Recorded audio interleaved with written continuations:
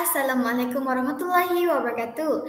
Saya Siti Aisyah binti Samsuri dari Unit Bahasa Melayu 5 PPISMP Ambilan Jun 2021 akan membentangkan serta menerangkan maklumat mengenai isu penipuan cinta dalam talian atau lebih dikenali sebagai love scam yang terdapat dalam Google Sites yang telah dihasilkan. Google Sites ini mempunyai 5 halaman. Baiklah, saya akan menerangkan satu persatu secara terperinci mengenai maklumat yang dimasukkan. Saya mulakan dengan halaman yang pertama. Pada halaman yang pertama ini, kita dapat saksikan bahawa terdapat pengenalan dan tujuan. Pengenalan yang terdapat pada halaman pertama ini menjelaskan bahawa kemajuan teknologi turut memberikan impak yang negatif kepada warganet.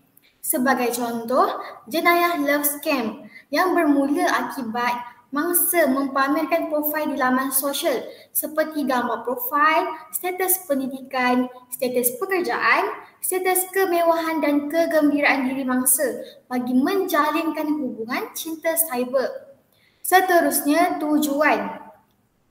Tujuan dalam halaman ini menjelaskan tentang laman Google Sites ini dihasilkan untuk memberikan kesedaran kepada orang ramai mengenai isu yang kian menular dari semasa ke semasa ini.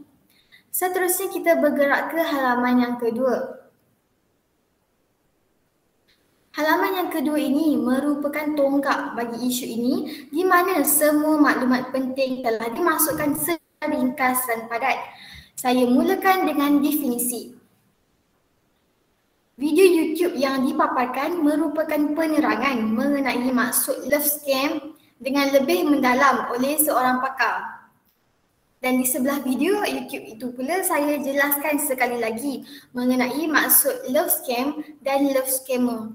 Tahukah anda, love scam ini merupakan penipuan yang dilakukan melalui media di internet.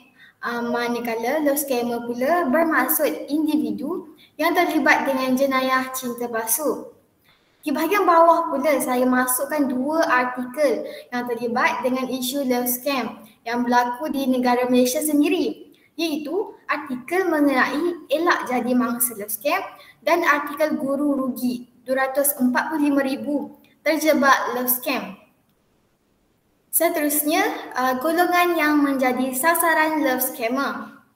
Terdapat 3 golongan yang menjadi sasaran love scammer.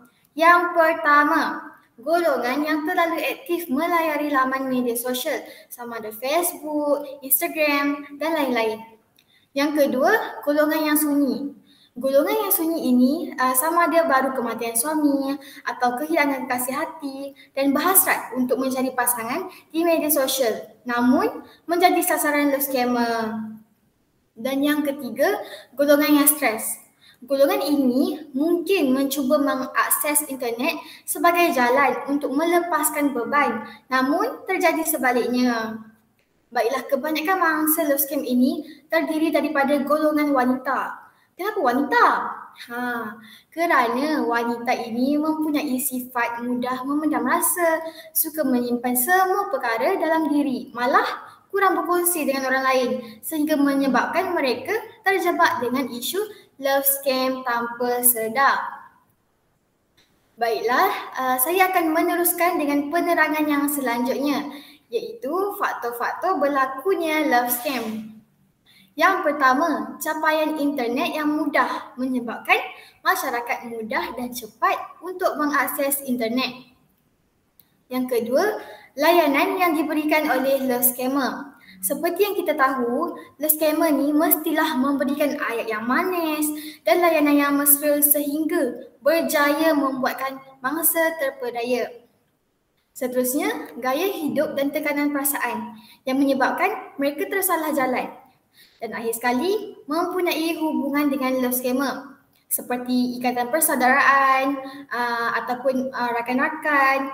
Baiklah, jika kita mengenali seseorang, lebih-lebih lagi apabila mempunyai pertalian darah, semestinya kita akan menolong sekiranya meminta bantuan kewangan. Namun, secara tidak sedar, kita telah ditipu olehnya. Baiklah, di bawah saya sertakan statistik yang membuktikan bahawa golongan yang terjebak dengan love scammer merupakan golongan yang berumur 31 sehingga 40-an yang mencatatkan sebanyak 327 kes, dan dapat dilihat juga wang yang hilang akibat love scam ini kian bertambah pada setiap tahun, sekaligus membuktikan bahawa isu love scam ini benar-benar serius. Seterusnya, ciri-ciri love scammer iaitu yang pertama, menggunakan kata-kata yang romantik dan janji manis. Seterusnya, menunjukkan bukti gambar barang yang akan dihantar. Sebagai contoh, menghantar iPhone, menghantar hadiah untuk menambat hati mangsa. Seterusnya, menghantar parcel sebagai hadiah. Kemudian, ada pihak yang akan menghubungi dengan mengatakan bahawa parcel berada di tempat tersebut dan mengkehendaki mangsa memberikan maklumat peribadi untuk menebus parcel.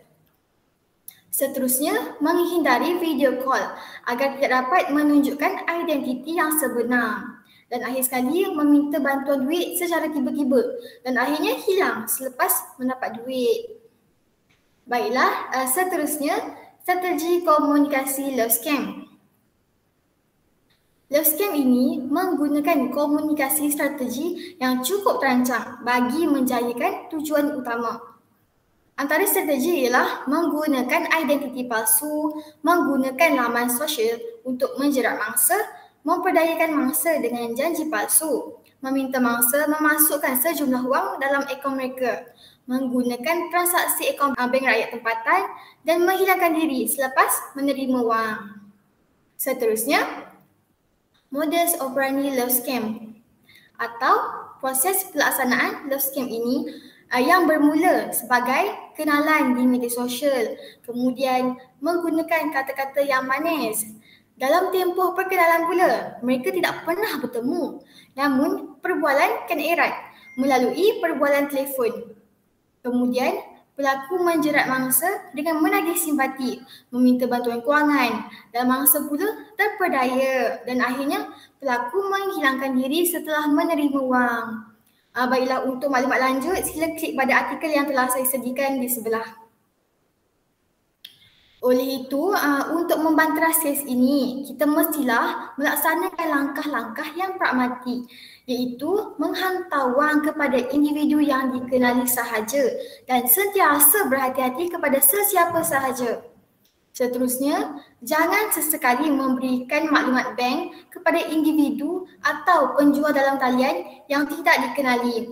Dan akhir sekali, jangan berasa malu atau ingin sembunyikan isu jenayah cyber. Kerana apa? Kerana pelaku akan sentiasa mencari mangsa seterusnya. Seterusnya, contoh-contoh love scam yang dipetik melalui laman Facebook yang menunjukkan perbualan love scammer dan mangsa melalui aplikasi WhatsApp dan Facebook.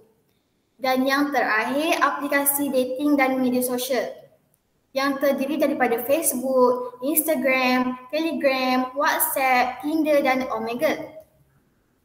Baiklah, kita bergerak ke halaman yang seterusnya, iaitu halaman ketiga. Halaman ketiga ini menerangkan tentang rakaman video. Rakaman video yang dihasilkan merupakan penerangan maklumat love scam yang lebih terperinci dan mendalam oleh seorang pakar, iaitu Muhammad Anwar bin Azlin dari Universiti Tun Hussein On Malaysia. Baiklah, jadi kita sudah hampir ke muncaknya, iaitu halaman yang keempat. Halaman yang keempat merupakan maklum balas. Dalam halaman ini terdapat dua maklum balas, iaitu maklum balas yang dihasilkan mengenai pengetahuan warganet tentang isu love scam melalui Google Form dan maklumat balas mengenai komen Google Sites di platform Genbot. Baiklah, halaman yang terakhir iaitu profile. Dalam halaman ini terdapat maklumat peribadi saya, iaitu nama, angka giliran dan kursus. Sekian itu sahaja daripada saya. Terima kasih.